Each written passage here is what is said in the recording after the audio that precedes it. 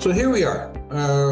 What we're doing today is we're going to be talking about vaccines. As I talk and I bring things up, you're more than welcome to slide things into the chat, and I'll be sort of keeping an eye on it as we go. And it may change things or I may be changing what I'm saying as things go to implement those ideas. And at the very end, I'm going to do a little bit of a Q&A for some people as well. But the main thing right now is I want to give you some ideas on some of the controversies and some of the ideas that you can use to create and establish your vaccination program for your dog or your cat. So that's where we're going to be heading here.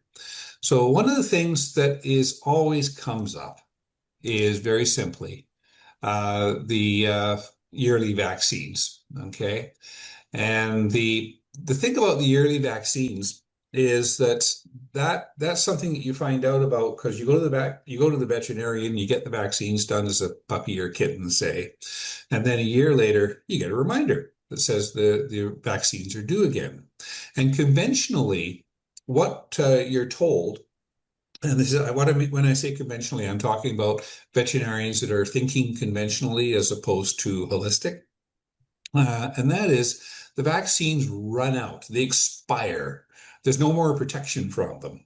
And that is what I was taught when I went through veterinary school. And that is, I graduated from college thinking that once a year came along, the antibodies from the vaccine created the year before were going to go down, and then, oh my God, our dog and cat are going to be susceptible to the diseases, and we have to revaccinate to booster it and get that level back up.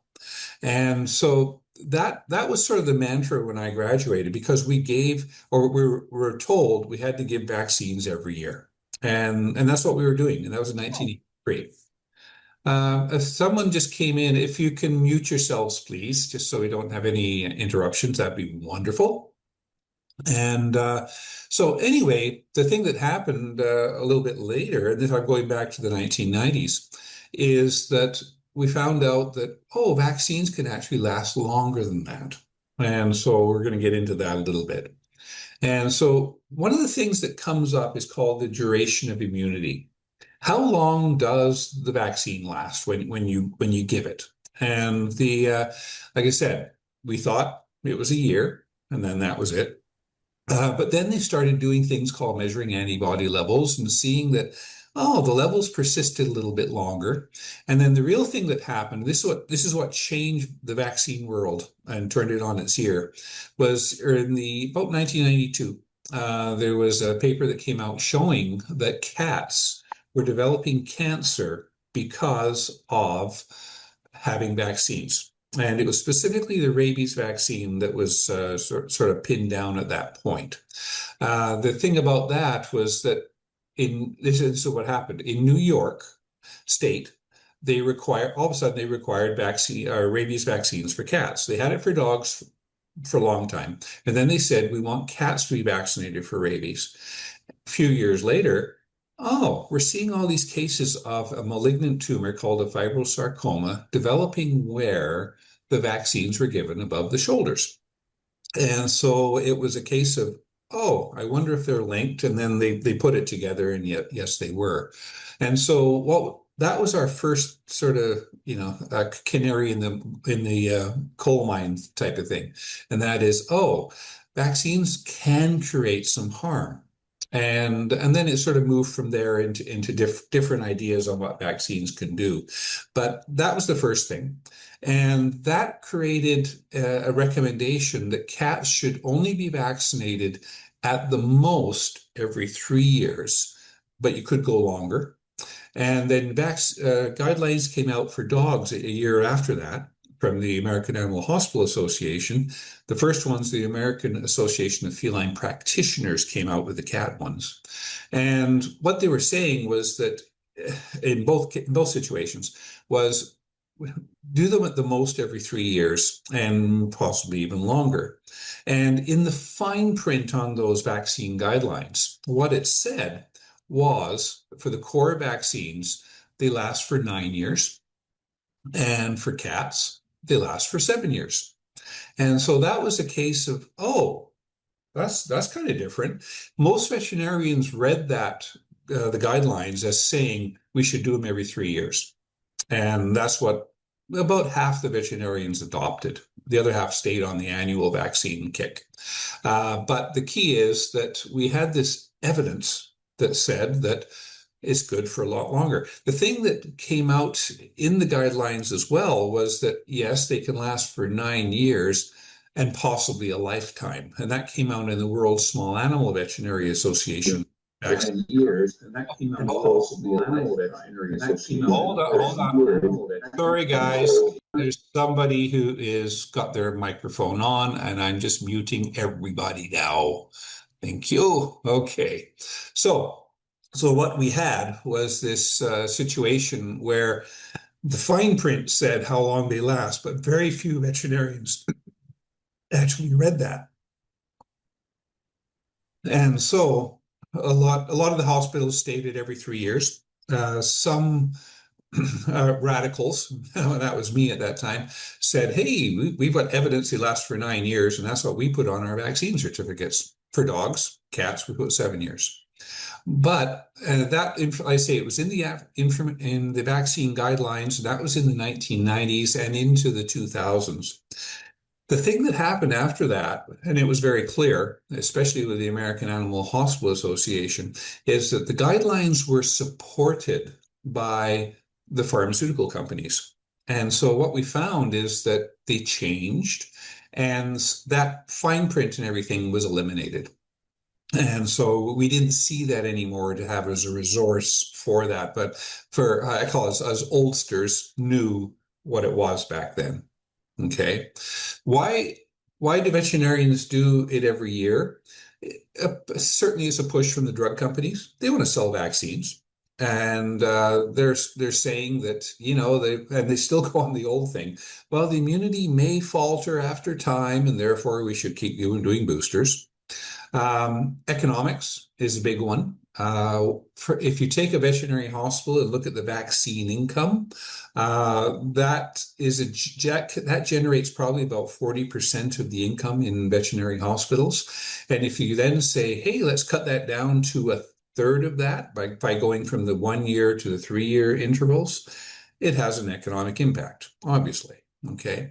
And also the veterinarians want to get you in. And that is if we can we've got to see Fluffy and we've got to check the teeth, see if dental work's needed. There's a lump, we need to remove it, all those things.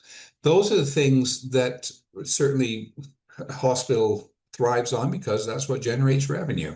And so some veterinarians didn't want to move to longer than 1 year for those reasons. And then we had the influx of the corporate practices who set their vaccine guidelines, and it's just sort of a blanket statement that all vaccines shall be done every year. And I certainly saw that from where I practiced, and that is there's a couple of corporate practices, and they were really heavy on doing the vaccines in that way. So definitely corporate practices had an effect on that as well. The main thing is, if you want to stray from what the veterinarian is recommending or the hospital is recommending, you have to know that you're right in your beliefs. And that's where you need the education. You've got to be able to figure out what are the true facts in terms of vaccines. And the thing that I pointed out, of course, is the 7-year cats, 9-year dogs for the core vaccines. That's something that, hey, we really should know. And that's also something that can be taught to the veterinarians because they don't read that stuff. So you want to be able to talk to the vet, I call it sensibly, and with facts, and also have the ability when they say, hey, the vaccines are due or they're expired. They like using expired because it's sort of a marketing term, which means urgency. We've got to get the vaccines done now. But they'll say those words, and then you have to have the ability and the conviction and knowing that, well, we don't have to. Can we talk about that maybe? Okay. And that's what I'm going to talk about, talking to the vet at the end. So the question is, what are the core vaccines? And in dogs, we're talking about distemper, parvo, and rabies. Those are the three core vaccines, and that's what's recognized by the vaccine guidelines as the ones that we should be doing in every dog. Okay, and yeah, I agree with that, kind of, and that is the parvo and distemper are diseases that affect very young dogs, and that those are the ones that we need to protect from that. I do not. Once they've had the vaccines, that's a different story in older dogs. We'll reflect on that too. And then the rabies is in there because quite often it's a legal requirement. It's something that we need to do. With cats, panleukopenia is sort of the main one. Now, panleukopenia, two things. It's also a parvovirus, the same that it is in dogs. And for some crazy reason, it's also called feline distemper, which doesn't make any sense whatsoever. But maybe they were trying to sort of make it analogous to the dog situation. So panleukopenia is the main one. And then there's Kalichi virus and rhinotracheitis. Both are upper respiratory infections in cats. And of course, rabies. Just to reflect on this, though, the panleukopenia in cats, if you have an adult cat that is infected with panleukopenia, they have pretty good immunity to it, even if they've never been vaccinated. They don't die from it, which is really neat. And it's the same situation with adult dogs. They have enough innate immunity, not specific to that, but general immunity so that they can fight it off and survive. It's the young kids that have it. So these can be considered childhood diseases. The rabies is different, okay, for sure. But all the other ones in dogs, distemper, parvo, they're all the childhood things, okay? They affect the young cats and dogs. So the other thing, and this came up in one of our discussions a few days ago, and that is we were talking about another, as they say, core vaccine called lepto. And I was asked, what do you think of lepto being a core vaccine? And the main thing is, yeah, we're starting to get some information on that. Okay. And Sabine, we're talking, what is a young kid? A young kid is anyone under a year, for sure. Probably around that type of the logic is what I'm following. So lepto in dogs, you'll find some places, and this is California specifically, that said, oh, lepto is a core vaccine. And it's kind of like, well, up until now, it's an optional vaccine. It's what we call a non-core vaccine. And so the question is, some vets are saying it's a core vaccine and every dog should get it. Okay, so that's the key here. But I call it further guidelines have come out with lepto, which I really like. And that is, first off, if you have infected dogs, they have to have had the strain isolated. It affects the kidneys primarily, a little bit of the liver too. But the point is, from a urine sample, you can culture the bug and you can find out specifically what strain, and they call them serovars in leptoland. So the key is what strain is causing the disease in the dogs in your area. Okay, that's one thing. The way they pick it up is generally drinking from contaminated puddles, which can be on farms from livestock that have urinated into it, or a raccoon has urinated into a puddle and then the dog drinks it. That's the theory on how it gets transmitted. So we want to know what bug it is specifically. And then the other side is that specific strain should be in the vaccine that's being recommended. Okay. In other words, you can pick up strains that aren't even in the vaccine. So vaccinating isn't going to do squat for you. Okay. So that's something to consider. And then the other thing is there's a big concern for side effects. Someone brought up Hemopet earlier, and that's Dr. Jean Dodds. And I interviewed her for one of my conferences probably just over 2 years ago. And we talked about the lepto vaccine. And she's in California, ironically. And what she said is that I don't recommend it because it has poor protection and it has so many side effects. In other words, there's not much benefit and there's a greater risk of causing a problem from that vaccine. Both lepto and Lyme disease, which are both vaccines for dogs, not cats, both of those are bacterial vaccines. And because of the way that they're made, they have a huge amount of antigen, foreign protein in it, that the dog can react to and have an allergic reaction or body reaction to. And so, yeah, she was not recommending giving that vaccine, period. And also the other side is, and this is the big one, especially for me where I am, the number of cases is so pitifully low that the risk benefit is so marginal is that you shouldn't be using it. So there's the thought on lepto. It should not be a core vaccine unless your dog is at high risk of picking up the strain that's in the vaccine, period. The other one in cats. So we'll move into the feline world for a second. And I've seen this in some of the guidelines that come out from veterinarians, and as they say, leukemia is a core vaccine. And leukemia is picked up by direct cat-to-cat contact. You need two cats interacting, usually fighting, maybe licking each other, transmitting saliva from one to the other in their mouths, so to speak. So it's possible for friendly cats to pass it back and forth, but usually we think of it as in cats that are arguing with each other and creating bite wounds and injecting it with the saliva. Okay, that's how we think about leukemia. The thing about leukemia, lifestyle might make it not needed, and that is indoor cat. Are they going to see an outdoor cat and get into a fight with it? Not much chance with most indoor cats. It just doesn't happen. So because of that, leukemia for an indoor cat is considered nothing that's needed at all. Okay, so that's one side. And the other thing is age is a factor. Leukemia affects younger kittens. And in this case, I'm not going to go with just 1 year. I'm going to say under 5 to 7 years old is when they can pick up leukemia and possibly die from it. And then when I say possibly, there's the thing called the preventable fraction, and that is when you vaccinate animals, you have to look at what proportion of the population is actually benefiting from the vaccine.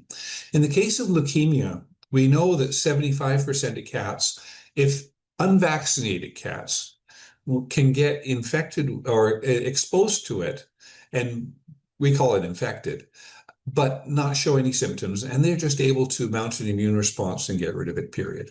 Okay, so the point is most cats can just get rid of leukemia and there's no problem with them. And so there's only a small proportion of them that can actually succumb to an infection. And then it depends on how far it goes as to how sick it makes them. But the main thing with this one, with leukemia, is the lifestyle. But the other side is, again, we can see side effects from the vaccines. So we need to keep all these things in mind here. Going back to dogs for a second, we've got kennel cough. And kennel cough, if you're familiar with that at all, we usually talk about Bordetella. Bordetella is a bacterium. The technical name for it is called Bordetella bronchoseptica, a bacteria. And in human land, we have one called Bordetella pertussis, and that causes whooping cough. Okay, so it's a persistent cough, it's a pain, and you end up just coughing your little heart out, and it's not nice, and there is a vaccine for it in human land. In dog land, yes, we have their form of Bordetella. Both of them are not transmissible to the other species. In other words, we can't catch dog Bordetella, and dogs don't catch people Bordetella. Very different stuff. But sometimes you'll get vaccines that also contain para-influenza. So it has the Bordetella bacteria, para-influenza virus. And so that is called the kennel cough vaccine. The thing about the kennel cough is the kennel cough syndrome is caused by, and it depends on what table you look at, but generally about 18 different bugs. There's mycoplasma, there's different other viruses like adenovirus, all these different ones that can trigger the same symptoms. And even the canine flu vaccines do the same thing. So the point is that yes, we have all these different bugs, and we're only vaccinating for two of them. And so we're not doing a real good job of preventing the disease. And the other side is if they get infected, even though they may have been vaccinated, it doesn't stop them shedding. So they can still pass it on to their friends. And so if they're at a daycare, for example, you can have a vaccinated dog that picks up Bordetella, parainfluenza, whatever. And it's just like the flu vaccine. It doesn't prevent them getting infected. And they may not show much in the way of symptoms at all. But the problem is that it's still replicating and they're passing it to their friends. So you can have asymptomatic carriers in daycares, boarding, all those places. And so the vaccine is really not, it's false security is what's happening. And so a lot of times I've had people, if they don't want to do the vaccine and put their animal into daycare or something, then what we did at the hospital was to create a waiver for the daycare saying that, where this one of two things. Either this dog should not be vaccinated due to health concerns, and that was a common thing with older ones that had pre-existing health issues. Okay, or the other side is this can come from the owner, you guys, that says I consider my pet adequately protected from past vaccines, and I accept the risk that he may be picking up the disease, kennel cough in the daycare, training facility, boarding kennel, whatever it is. So that's one way you can sometimes get away with it. It depends on what the kennel will accept as proof. Okay, so, but the point is, the kennel cough vaccine really doesn't work that well. But if they insist on it, then that means they're doing their part in trying to keep the numbers down. That's what's happening out in the world. I mentioned Lyme disease a little bit earlier, and I just want to sort of concentrate on that one for a minute. And that is the first question whenever I had people that asked me about Lyme disease is Lyme disease in your area? And the focus for Lyme disease is primarily the we call it eastern seaboard. And that is, it goes up and down the east coast of the States and into Canada. It's very sporadic on the West Coast, and fairly it exists in the middle of the continent, but not that much. And then for other countries, it depends on what the situation is there. But so the question is there Lyme? And you'll know if there's Lyme because there's people infected with it. Right? So that's one way to figure it out. You can use the human statistics to see whether or not the people are picking it up from infested ticks as well. So the other question I always ask dog owners is, how many ticks have you pulled off your dog in the last year or 5 years? And if the answer is no, like no ticks at all, then, well, there's no way that this dog could have picked up Lyme disease. So why would you even think about vaccinating this kid? So that is a very good question when you're trying to decide on Lyme disease. And so if you think of, you've got your 5-pound poodle that's in the city that lives in an apartment on the third floor and goes down and has the AstroTurf outside the front door, or there's this little park there where, people have their dogs on leashes and it's all very, I call it sterile. and your dog's never going to pick up a tick. The Lyme disease vaccine isn't needed. Okay, and that's one of the things that sort of gets me sometimes on when I see a Yorkshire Terrier being vaccinated for Lyme disease that never leaves its owner's arms. We don't need that. Okay, but here's the other thing. Most dogs shrug it off. And the numbers that are shared on this is usually it's greater than 95% of dogs that pick up Lyme disease from a tick will mount an immune response and get it out of the body, period. They don't even need the vaccine to do that. And so that's sort of a real big one. And the thing that confused this initially was the fact that the only test we had for Lyme disease was an antibody test. And when that one was first created, and it's called the 4DX test, it's still around today. And that was, holy moly, we've got all these dogs infected with Lyme disease. Well, what it meant was that, no, we've got all these dogs that have responded to Lyme disease, but they don't have it.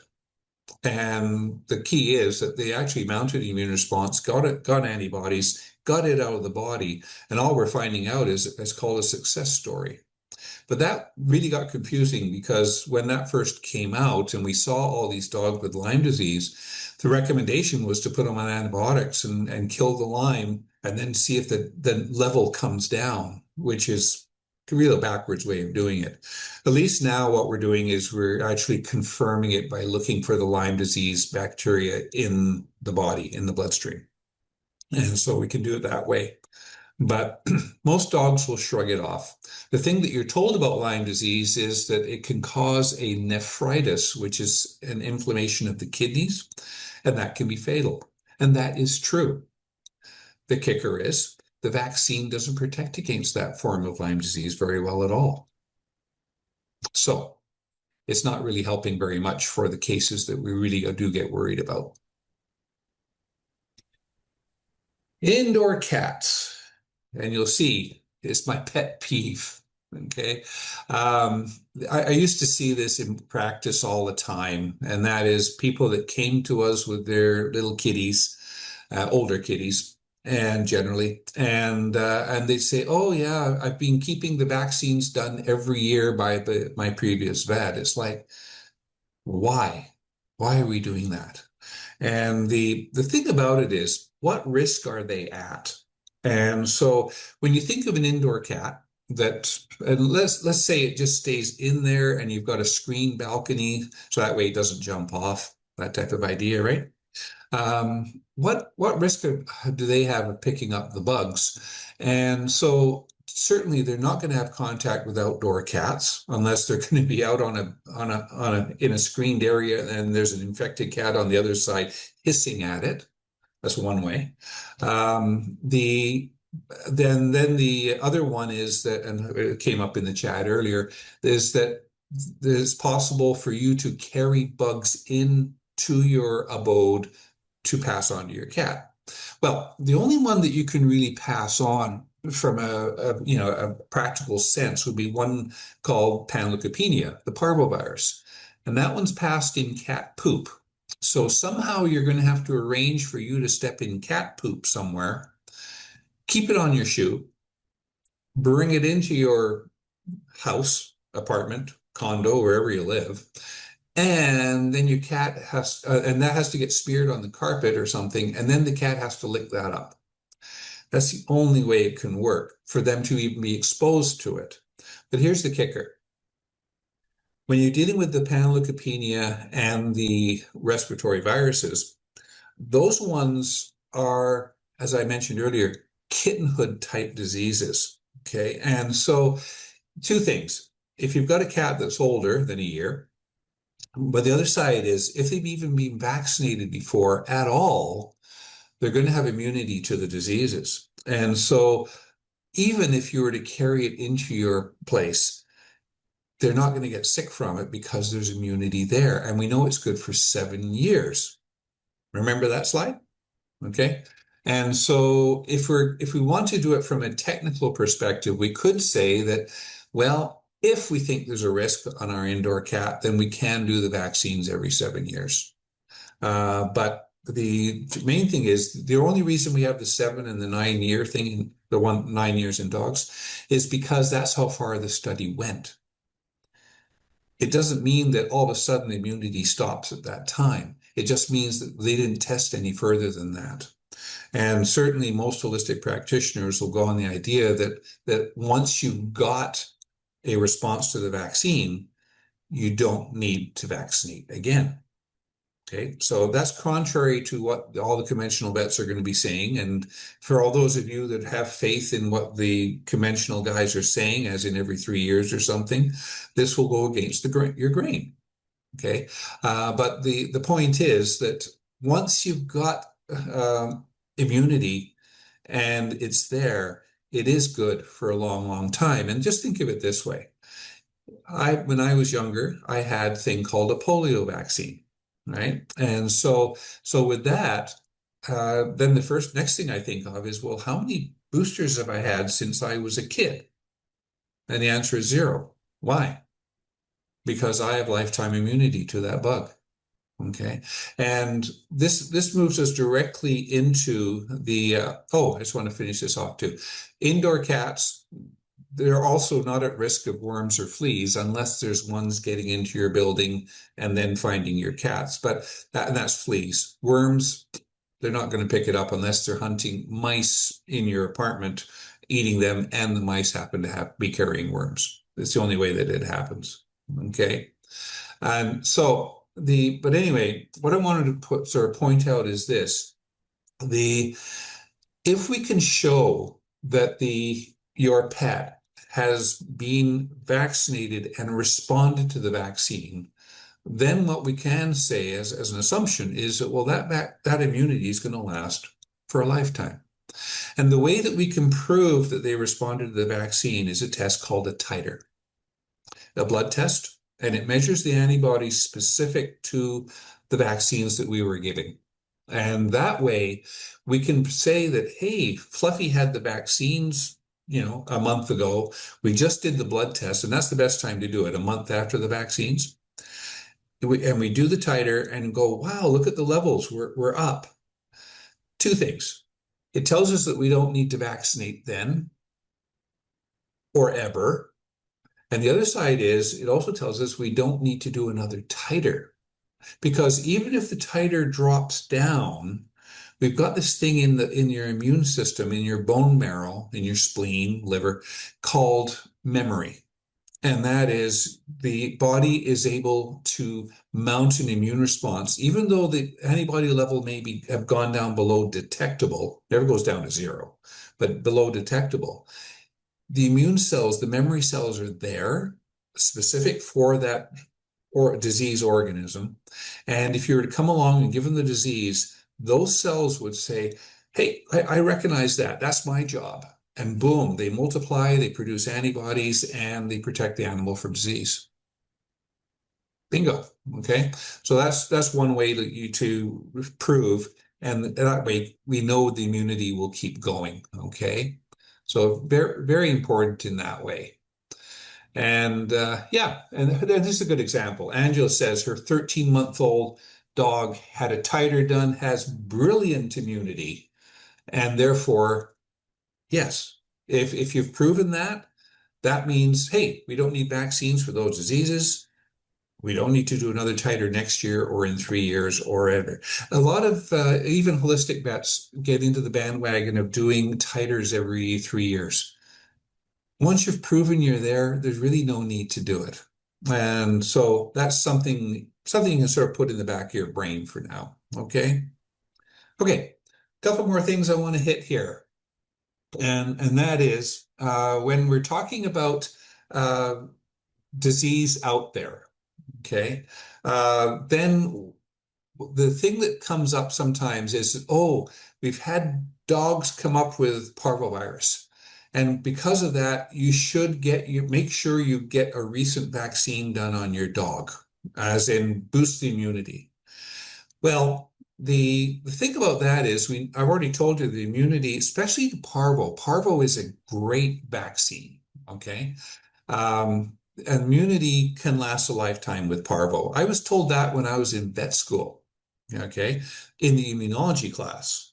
But the kicker was, but now the problem is that, excuse me, in immunology, I was taught that parvo is so good it lasts a lifetime. And then in fourth year, when I got into the clinics, they said, no, you still vaccinate every year. Oh, okay. Boom. And that was the last thing we were taught. But anyway, this is the point. Having the disease around does not affect the immunity that your dog or cat has. And so even though the prevalence may be there, it's kind of like saying, oh, there's a flu epidemic going around. Therefore, we better make sure everyone gets an extra flu vaccine, right? Doesn't make a lot of sense. If you already got a flu vaccine, you don't need to have a second one. It's not going to help you very much. Okay. So always keep that. And also with the diseases that we're talking about, except rabies, they're all, as we call them, childhood diseases. The dogs and cats are more susceptible when they're younger versus older. Okay. So one vaccine is all we need, really. Rabies, always a contentious thing.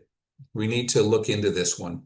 Rabies is in most states in the US, I think it's all of them actually, maybe not Hawaii, it's a legal requirement.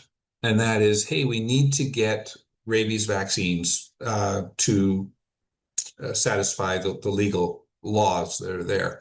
The thing about it is you can get an exemption from the rabies vaccine. And the reason why that's done is because the rabies vaccine has certainly been tied with a lot of side effects, primarily neurological, creating epileptics, seizures that occur in dogs and cats. And so it's kind of like, gee, we'd really like to avoid that one, especially with the fact that it can, it has to be done often enough. Usually, in most cases, it's done every 3 years.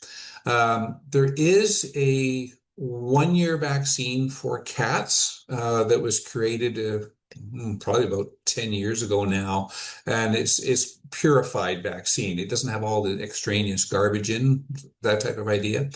And so the idea with that 1 year vaccine is that, and this was the theory at that time, is that there's less chances of it creating cancer as a side effect. The problem we have is that they've done studies showing the difference between that vaccine and then what we call the adjuvanted vaccines, the ones with it's kind of like a preservative, but it boosts the immune response. And the incidence of tumors between the two vaccines is negligible. So therefore, going even with the pure vaccine doesn't eliminate the cancer problem. The issue now, of course, is that you're giving 3 times as many vaccines as opposed to the 3 year vaccine. And so therefore the cancer incidence is going up. You're kind of shooting yourself in the foot there. So always stick with the 3 year vaccine if you have to do it. Okay, that's the key. But you can get an exemption, and this is a medical exemption for having the rabies vaccine. According to the internet, there's 18 states that have a rabies exemption system. I don't know if that is still valid or not, but that's the number that seems to be out there. In Canada, Ontario is primarily the only province that requires a rabies vaccine, and they do have an exemption. And the way that it's done is that you go to the veterinarian and they write the exemption and then it's submitted to the powers that be. So you have to have a cooperative vet. Most conventional vets won't even know what you're talking about, but ones that are integrative to holistic, they tend to know about them and they know whether or not you can get away with that in your state. That's the key with the rabies vaccine in terms of satisfying the paperwork. Okay. The thing about the rabies is that it is a legal requirement. The only statement I can say as a veterinarian is that yes, you should follow the laws and get your animal vaccinated for rabies period. But I do know lots of clients that just fly under the radar. They do not get it done. And it all comes down to this. It depends who is enforcing the requirement for the rabies vaccine.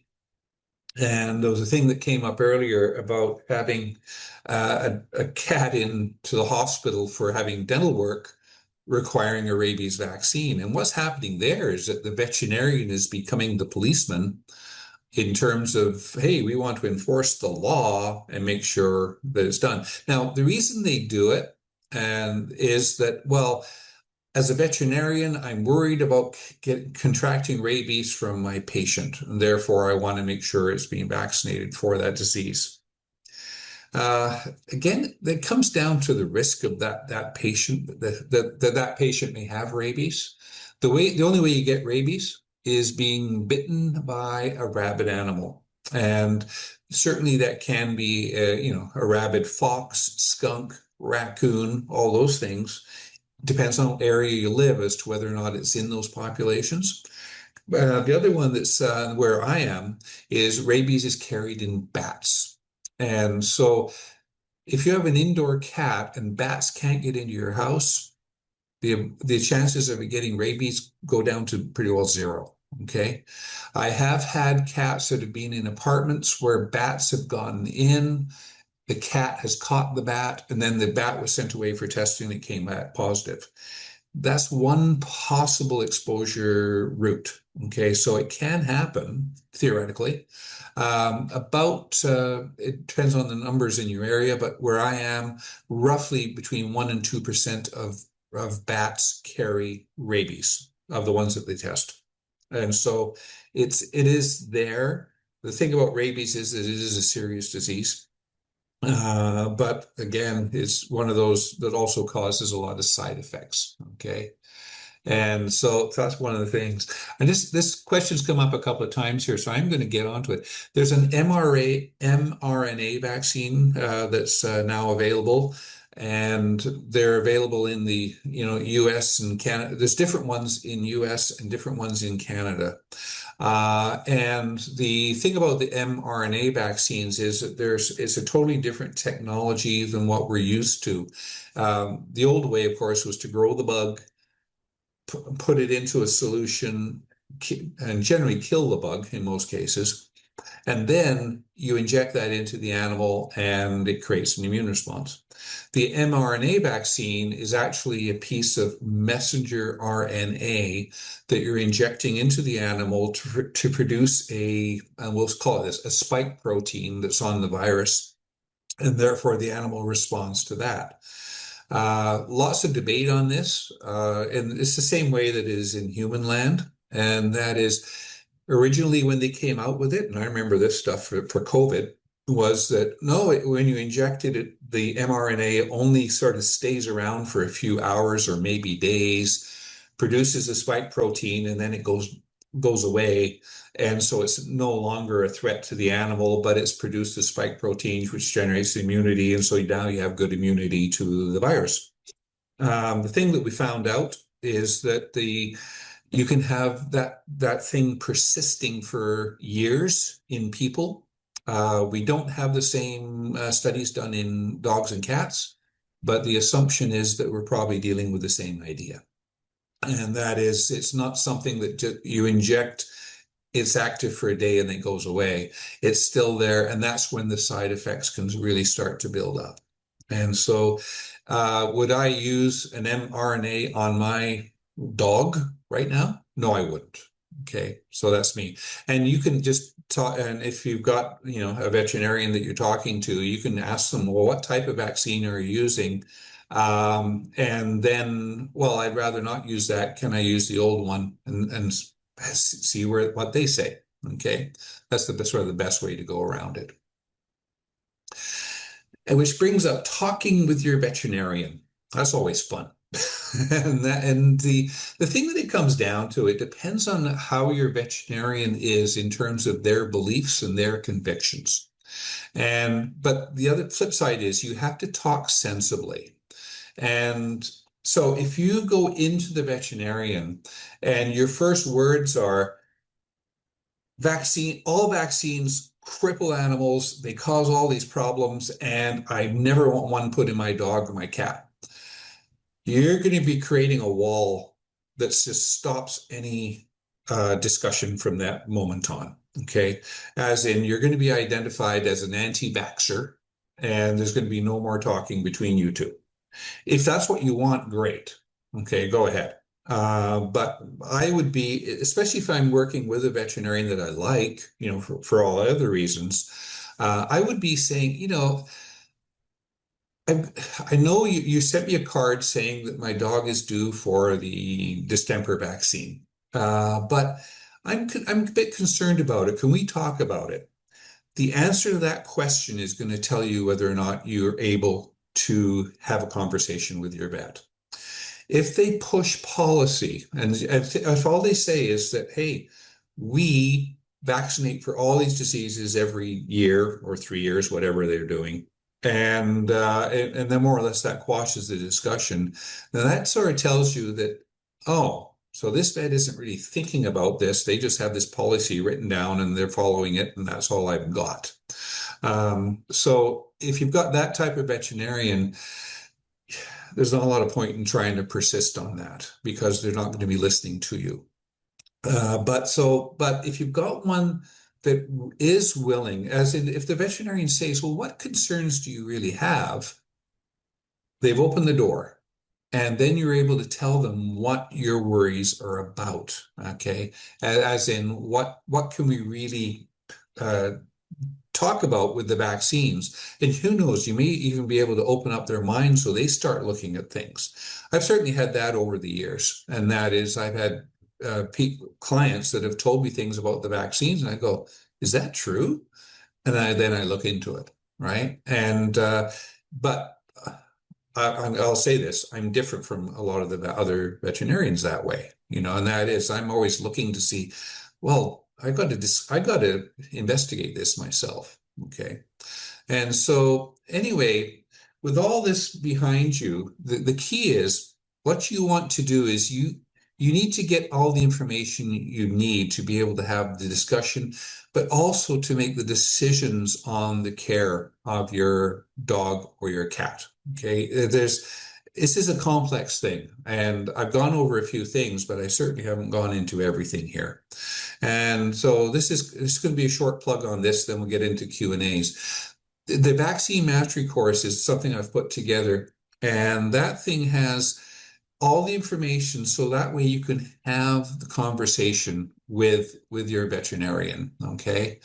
And the main thing is you need to be able to have the information so you can make the decisions that are really going to count.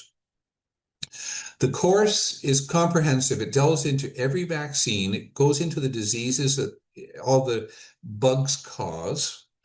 It tells you how well that vaccine works. Some of them don't work very well at all. There's one for cats for FIP, feline infectious peritonitis. It's not even recommended by the American Association of Feline Practitioners. They say don't use it. And yet it's still on the market. So veterinarians are still using it. They're buying it from the drug company. Okay.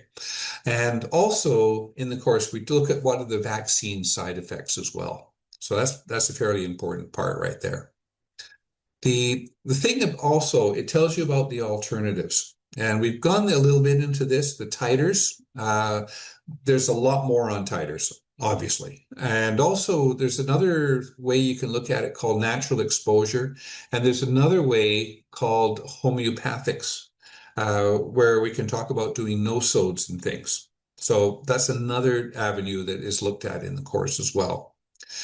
And if you've done a vaccine and assuming you've caused harm with the vaccine, how can you do a detox? And there's ways to do that as well. And that's documented in the course. So that way, if you have to have a rabies vaccine done, it'll tell you about using homeopathics like Listen to reduce the effects of the vaccine from then on. Okay. And also guidelines on you can follow in terms of the vaccines. The best example is if you're getting your puppy or kitten vaccinated, then what you can do is in both of them, rather than going through the series of vaccines like the 8, 12, 16 week or some type of schedule like that, you do a vaccine at 16 weeks.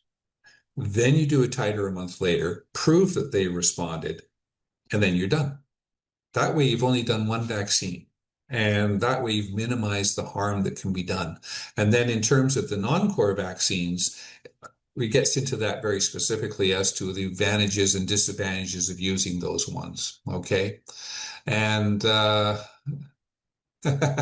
and costs coming up. Yeah, and the list of resources. There are resources in there that you can share with your veterinarian. Okay, and the other thing about the vaccine mastery course is I have generally about every 2 to 3 months. I have a live session that I do, and there's one coming up next week, and that is it is June 30th at 4 p.m. That's week next Tuesday, I guess is what it is. And that's where everyone can come in and bring their questions, and that's all it's for. I don't give a talk. I just answer the questions, and that always goes in different directions. It's great, but the point is, then you can get specific stuff from me, and then in a couple of months later, if you're still thinking, "Hey, I've got some more questions on it," you're going to be invited to the next one as well. Okay, and that's lifetime. So that way, you pay it once and you're on your way. And so you're going to get all those live sessions, no extra cost. And then the bonus is right now you can save $100. Regularly, it's $297, and you can get it for $197 until June 27th. Okay, so another week from now. And there's no discount code. If you just go in and ask for the course, it will have the reduced price. And you should have, or very shortly, you'll be receiving an email about that for how you can get the course purchased. For all of you that are in the course already, the Vaccine Mastery course, or in the Become Your Own Vet, you're active in that group, you've already got the course. And so don't purchase it again, please. Okay, there's no need to do that. So the reason you might want to look at this is it helps you to decide on the vaccines for your dog or cat, or no vaccines for your dog and cat, based on all the facts you're going to learn and the ones all you need. You can then talk sensibly to your veterinarian if they're open to discussion, and you know how to check that out now. And that way you can take full control of your pet's future and improve their health.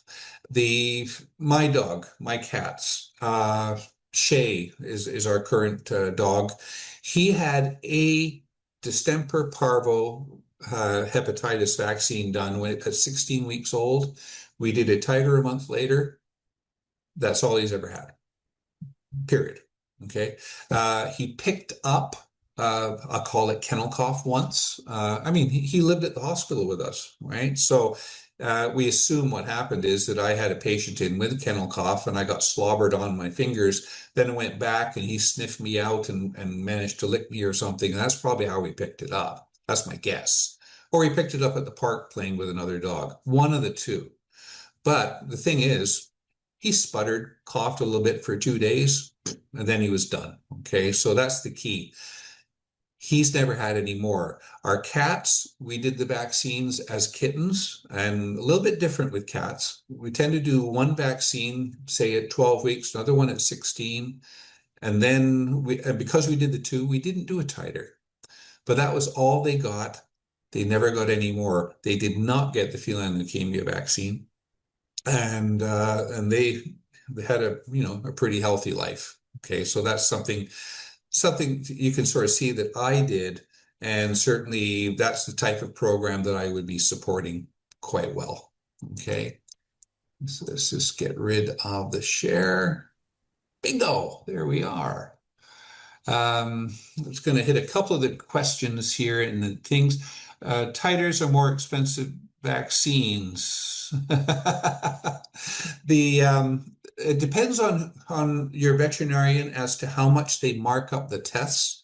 There's one way that you can do it, and that is you can get your veterinarian to take a blood sample, and this is if you're in the US. You can do it in Canada too, but then you got the border to get post through. It's kind of screwy. But if you're in the US, you can have your veterinarian take a blood sample, spin it down, give it to you, and then you can mail it into Hemopet, and they will give you the results. It's a way to save money. There are also, if you get on the internet and just do a search for canine titers, and you'll find some places that have them. Again, you still need a blood sample to send to them, but some of them are even a lot cheaper than Hemopet. So that's a way to get the price down. Or just ask your veterinarian, like, well, what do they charge, and then go from there. So, some don't do it often enough that they charge a little bit more. And then the other side is some just use it as a profit center. So that's the thing about it. It's taken from, yeah, and someone in the UK is 43 pounds. Okay. The thing about the titer is, and this, if you just heard what I said, you're going to do one, and then you're not going to do another titer. You're not going to do another vaccine. It's kind of worth the money. Okay. So keep that in mind. Okay. A titer is a measure of antibodies to a specific vaccine. Normally, when you take blood on a dog, you're going to send it for distemper and parvo titers. Hepatitis, you generally don't need. The disease doesn't exist. In Catland, you're going to do panleukopenia and the 2 respiratory viruses. It's usually a package deal that you get done. Okay. The hope, yeah, someone's used homeopathics. Great idea. That's in the course, as in what homeopathics you can use, which ones have been shown to be beneficial, proven, that type of thing. So definitely homeopathics, the advantage is they don't have any side effects. And so, yes. Someone's asking about the thimerosal free. There you're talking of, that's where the PureVax thing comes in. The pure vaccines don't have thimerosal, which is the thing to generate immunity, but you have to do it every 3 years. Not having that stuff in it does not reduce the cancer incidence. It's just as high with the 1-year vaccine as the 3-year vaccines based on the studies. And so with that, I would be saying, hey, stick with the 3-year. That one does have the thimerosal. And this is the key. There's even one called IMRAB TF, which TF means thimerosal free, which is a kind of a misnomer because there is still something in there. Okay. I love this one. Stephen and Marilyn. FIV positive cat that's 2 years old. Does he need any more vaccines? The veterinarian's going to tell you that, gee, because he has FIV, his immunity isn't quite as good, so we should keep the vaccines going to boost the immunity. I go on the totally different tack. You've got a cat with a bad virus that they can live with, and they can die with and not from. And so the key with it is I would be saying that I don't want to vaccinate that cat and screw up its immune system to have things start happening to the FIV in the body. I don't want to make it come up because I've stressed the body with the vaccine. Okay, so I'll go with that one for now. Okay, I'm just going to open up a few questions here. Mr. Doug Turner, go ahead. Yes, good afternoon, Dr. Gognet. How are you? Doing great. This is fun stuff. Yeah. Okay, been wanting to ask you this for a bit, but my 9-year-old Aussie had his DA2PP vaccine in 23 and is due this July 12th for his next shot. I've discussed this with my vet at his annual medical a month ago, and I've discussed the titer, and we're on, on a agree to disagree basis, but we talk and we're fine. We get along that way. So my question is, I know you say you'd give the vaccine first and then a month later take a titer, well, I haven't that option unless I go ahead with this vaccine and do the titer. Right. Thinking was maybe I should do the titer to see if he really needs the vaccine. So I'm at the other way around. Okay. Okay. Here's the key with this one, Doug. And that is you've got a dog that was vaccinated at 6 years old, I think, if my Yeah. calculations are correct. Yeah. And it probably had one 3 years before that and 3 years before that. Right. Okay. And you're dealing with the vaccine you're dealing with is parvo distemper, and probably with hepatitis. Parvo and distemper, as I mentioned, are puppyhood diseases. They're not something that's going to infect and cause disease in an elderly dog. But the other side is that the vaccine that he had when he was a puppy at 16 weeks probably generated enough immunity, or should have, that he's good for a lifetime. In other words, he didn't need one from then. And here's the sort of proof behind that. When you look at the vaccine guidelines from the American Animal Hospital Association, there's an entire section in there, and this is the veterinarian guidelines versus the public guidelines, but you should be able to get the veterinarian ones, okay? Just go to their site, they're there. But there's a whole section on there on shelter animals. And what they say is that if the shelter animal, which you have no history on, as in you're assuming they've never had a vaccine, if that dog is over 16 weeks old, you do a vaccine and then you're done. Period. Okay? I'll let that sink in for a second. Okay? So your dog has been done at least 3 times.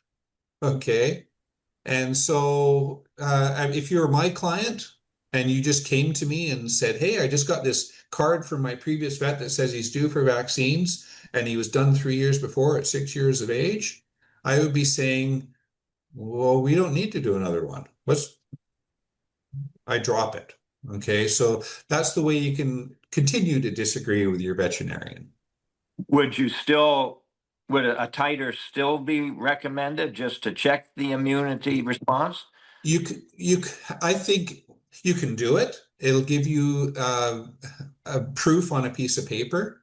But do you need to, and do you need to go through the expense? I don't think so. Mm-hmm. Okay. Okay. Well, I appreciate your comments. Thank you very much. You're welcome. Patty, you're next.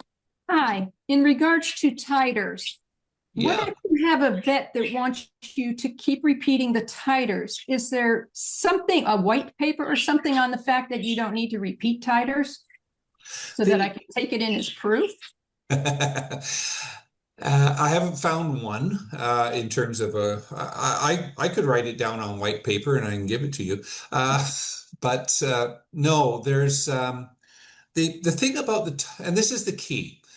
The titers weren't designed to be done on a annual or every 3-year basis or anything like that. The titers were made to prove that the animal had responded to the vaccine, and what level did we get? Okay, that's what it was for. And in terms of, and this is where the problem lies.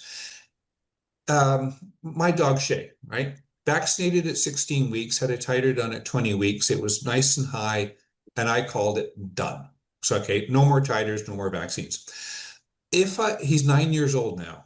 He will be next end of this month.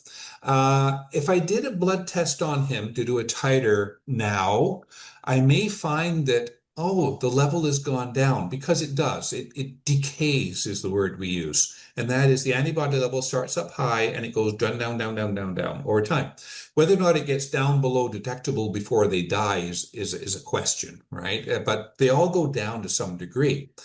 The point is this: even if the level goes down to 0, undetectable, I already proved with the past titer that I did that he has memory cells in there that are capable of producing antibodies to distemper, for example. Okay. And so therefore, if he got the disease tomorrow, those memory cells would wake up and go, hey, let's kill that bug, and he'd be protected and he'd be fine. Okay. This is the problem. We cannot measure the memory cells. We don't have a way of doing it. We can do it, and this is where the security comes in. We can do it by giving a vaccine and then doing another titer and showing, oh, the memory cells woke up and we've got a titer again, and that'll last for a number of years again. But if you ask, and this is the way that I've rationalized it in myself, and I've convinced some other veterinarians of this too, and that is, when we went to immunology class, we were told that memory cells last forever, correct? Yeah. And they're the ones that produce the antibodies, right? Yeah. Okay. So if we prove that they produce the antibodies once, why do we have to prove it again? So that's how I do it. Does that make sense for you, Patty? Well, it makes sense, but if you're dealing with a vet that thinks you've got to keep proving this year after year. Mm-hmm. Yeah. And the vets don't even want to do the titer test in my area, so it's super expensive and it's cost prohibitive to do this. Yeah. So the thing is, if you've had a titer test done on your, this is cats you're talking about, right? Yeah. Yeah. So if you've had a titer test done and proven that they have the memory cells, then you can say that, oh, I don't need to check it out again. Okay. And I actually got the latest edition of it's a book called Veterinary Immunology. I got it about a year ago, and it's created or written by a guy called Tizard, Tizard. It's the same guy that wrote the book on immunology when I was in vet school, but he has been upgrading it for over 40 years, which is kind of scary. But the point is, I got it because I wanted to review a little bit on immunology, and I went directly to the memory part, and nothing has changed. It's all the same, and that is when you have memory, it's there, it never goes away. That's why it's called memory. Okay, so if you have faith in that idea, then you can make the decision very simply that you don't need another titer. Okay, thanks. Okay. Okay, so you are done. Any more questions? I'm going to go to the chat to see what has gone in there so I can catch up. Okay, well, oh, you're welcome, Tina, Megumi, great. Yep, you're both welcome. Thimerosal, I'm just going to do my own quick check here.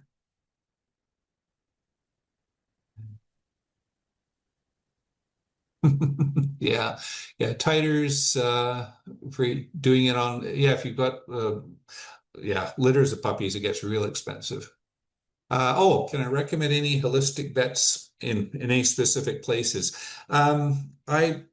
I mean, most of the vets that I know are ones that, of course, have come to the conferences, and most of them aren't in, quote, private practice very much. But if you want to find a holistic type veterinarian, you've got to decide, first of all, what area do you want them in? One place you can go is the American Holistic Veterinary Medical Association. So ahvma.org. So ahvma.org, that is one. And they have the members or people that are members of that group, they have a map and you can see where they are and see if you can find one. The other thing you can do is say, for example, if you're interested in homeopathic vets, there are homeopathic associations and they have directories on veterinarians that are registered with them. And that's what you're going to be doing. You're going to be searching for veterinarians that do that. You can try a thing for holistic vets in your area, and that is just do holistic veterinarians near me on a Google search. Sometimes you'll get something that way. Talking from my experience, if I'm looking within, say, 50 miles of me, there's two.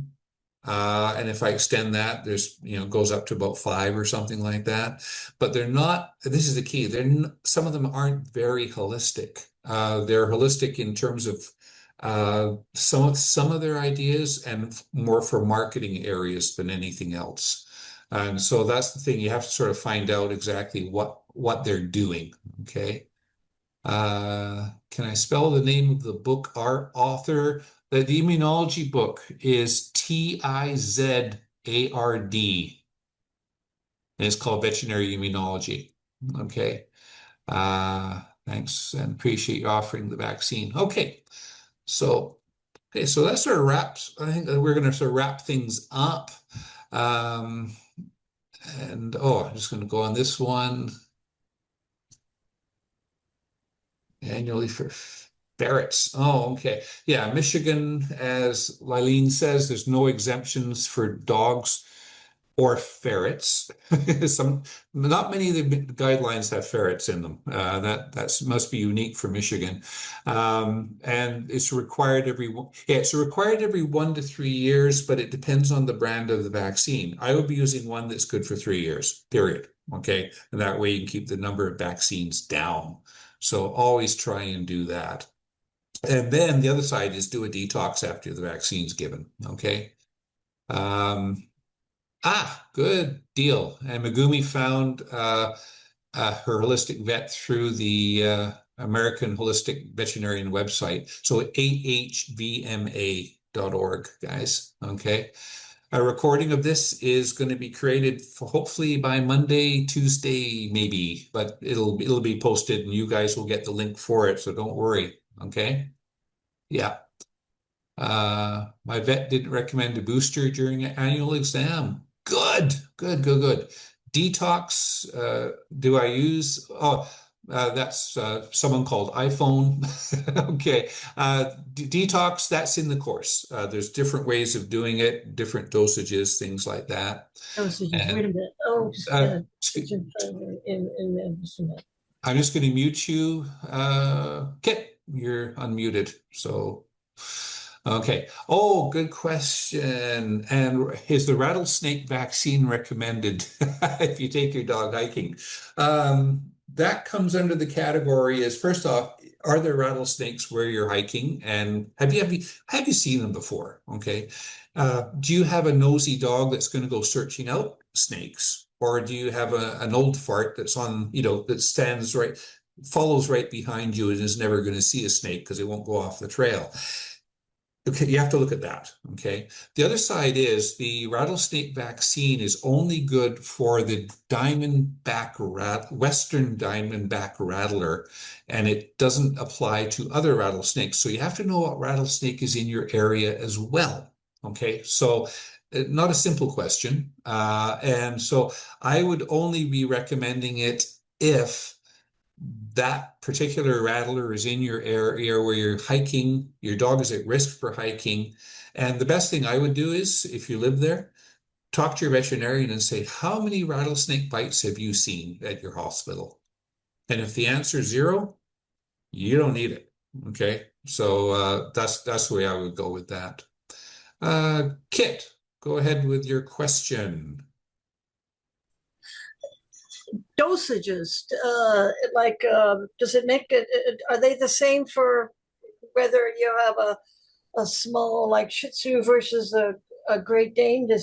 Are they the same dosages? The vaccine amount in all the vaccines is the same regardless of the size. So, a 2-pound Yorkie, and I've had those, would get theoretically get the same dose as a 150-pound Great Dane. Jean Dodds did a study one time where she gave dogs under 10 pounds half the vaccine dose. And then what she did is she measured the titers to see did they respond to the vaccine, and they responded beautifully, no problem. So based on that, it was kind of like, oh, we can use just half the vaccine, which at that point was half a mil, because the vaccines are 1 mil. But the key with it is that was a paper done in a obscure journal, not read by most veterinarians, and it was a pilot study as opposed to a true study. And so that never got into the vaccine land in terms of being a recommendation. And the other side is that a couple of vaccine companies came out with their purer vaccines, which are less quantity or less volume. And so they were saying, oh, yeah, ours is less volume, just like she was saying. But yeah, but it's still got the same amount of antigen in it. It's just cleaner. Okay. So yes, there was some research done in it. It hasn't been followed up. But if someone has a really small dog, I mean, this is where the question of cats comes in, right? They're all small dogs in terms of size. Should we be reducing the dose? And based on her study, we can in dogs, but it's certainly, especially when you're dealing with rabies, the veterinarian is signing off on that, saying I vaccinated it. And if there's a, and this is where liability comes in. If the cat that they just vaccinated with half the dose got exposed to a bat and then developed rabies, that Oh, okay. veterinarian's in caca. Okay, Oh, so that's where the problem comes in. hmm. And so until we get some guidelines on that, we're not going to be seeing that change. Okay, Kit? Yeah, because reducing Okay. the dose would be safer, wouldn't it, if you put too much in a smaller dog versus, even though based on the tests that the two dogs did, it would be safer, but based on the other thing that, or yeah, so okay. Okay, that sounds good. Okay, so anyway, I think we've gone over a fair bit, and we've gone hour and 20 now. I think we'll call it a stop. But thank you everyone for being here, and most of you are still here. I noticed it's looks like you guys were appreciating things. Dr. Jeff, you have one more question, and her name is Margaret. Yeah. I have one more question. Yeah. Can you get an exemption from the rabies in BC? And if so, can you go across the border? Is it acceptable to go across the border with that exemption? Sorry. In where? In British Columbia. There's Can no you get an there's no requirement for rabies vaccine in British Columbia. Okay, so then can you go across the border with that? Or do you have to get a vaccine before you're allowed to go across the border with the way they're doing it now? Oh, you're going to love the answer to this one. My dog has not had rabies vaccine. I can take him to the States because there is no requirement to cross into the US with a rabies vaccine as long as I'm from Canada. Okay, so that's that part. But ironically, I can't bring my dog back into Canada without proof of the rabies vaccine. So you're screwed, basically. Yeah, very much so. Yeah, it's one of those fun things, and so you kind of look at it and go, oh, okay, so yeah, we've got to get it done. We had sort of had the similar things with Mexico. At one point, we didn't need rabies vaccines to get a dog into Mexico from the US or from Canada, but then it depended. But that was by car. If you flew, then it depended on the state requirements in Mexico. Okay. So yeah, crossing the border, you pretty well need a rabies vaccine. Now, that said, I do want to tell you about one, I call it little old lady that I had as a client, and she was great. She went to Mexico every year for the winter. And she had this little dog, and we'd never done a rabies vaccine, right? So I just asked her, I said, so do you get the rabies done by your Mexican vet? Because I knew she used one down there. And she said, no, I don't do that. I said, well, how do you cross the border? And this was really funny, because what happened is she said, oh, I'll show you how I do it. So she says, so when you go to the border, what she does is she has her, oh, I can't do it that way. Just one second. I do want to show you this. So I'm going to, where is my, it's hiding behind the chat. You guys get to see, my office. Here we go. Anyway, what happened is when you go to the border, she did this trick. She had a great big file folder, okay? And so the guy says, oh, can I see the rabies vaccine, the certificate for your dog? And she says, oh, yeah, I've got it here. And this is about an inch thick, filled with papers, okay?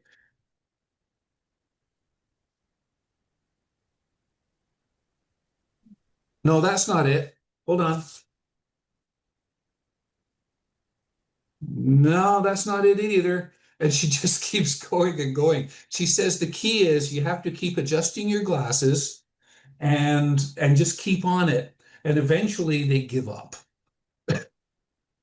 Now, do I recommend doing that? Of course not. Okay, but that was the experience I had with that one lady. She was just funny. She was a lot of fun.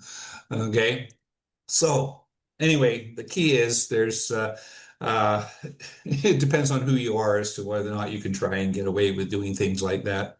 But she did it with several border agencies. Okay. Okay. Is there anything on the horizon that they're going to change their attitude towards that rabies in Canada No. coming back? No, because even where I am, there's a select group of veterinarians that are saying that we should be vaccinating for rabies regularly. In other words, they would prefer if we had a rabies vaccine requirement in British Columbia. And what they're saying is that rabies is the only thing that I could die from. And therefore, I should be protecting all the cats and dogs because there's bats here that can carry rabies. And it's known that it's in the bats. We know that. And we had a bat that drowned in our pond last week. So they're around. I don't know why, maybe he had rabies. I don't know. But anyway, the point is that there's still a group of veterinarians that will be pushing for the rabies requirements. And then there's veterinarians more like me that are saying, well, gee, it depends on risk. We should be more flexible on it. Okay. So that's the key, the unfortunately, rabies has got to see in rabies, the justification is that there's and the numbers are scary. It's like 60,000 people die from rabies every year on this planet. Most of them are in India, where they have unvaccinated dogs, and it's transmitted by dogs in their saliva. So it is a big threat. When you look at the rabies deaths in the US and Canada in people, and you look at who's died from it, because they have the exposure in there too. There's one in the States that died, a man. He died from rabies, but he picked it up in Korea. I think it was Korea, and then he came home and then started developing symptoms. Okay, but in terms of people in our countries that have died from canine or feline rabies, the number is pretty well almost really zero from animals in the country. Okay, yeah, that's where we are.